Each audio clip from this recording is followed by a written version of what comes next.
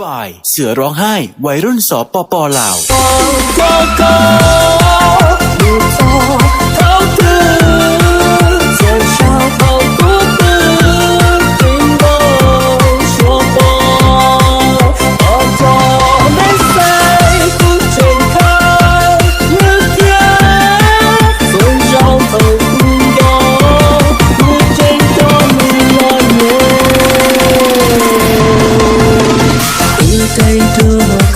บ่ายเสือร้องไห้วัยรุ่นสปป.ลาว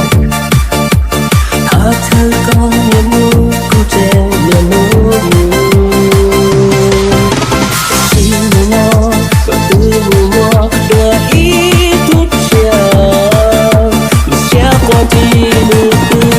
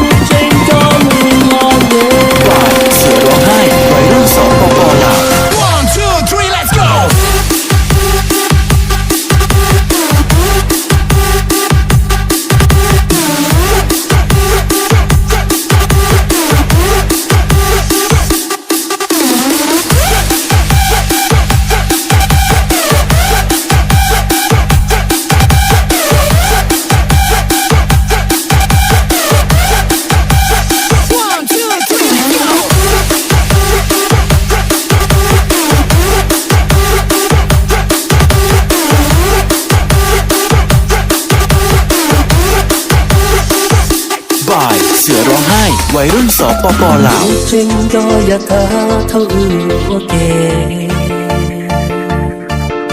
ก็ตัวกูไทยเต้ล้วนสีเตออีชาสดใสยาก็ว่าเท่ากูส่วนทอง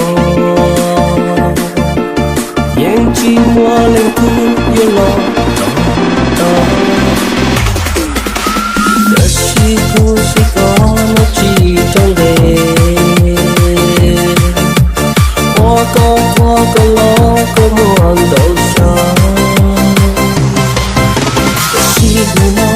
ก็ดูมัวว่าอีทุกอย่างไม่ใช่พอที่มึงตื่นบ่ายเสือร้องไห้วัยรุ่นสปป.ลาว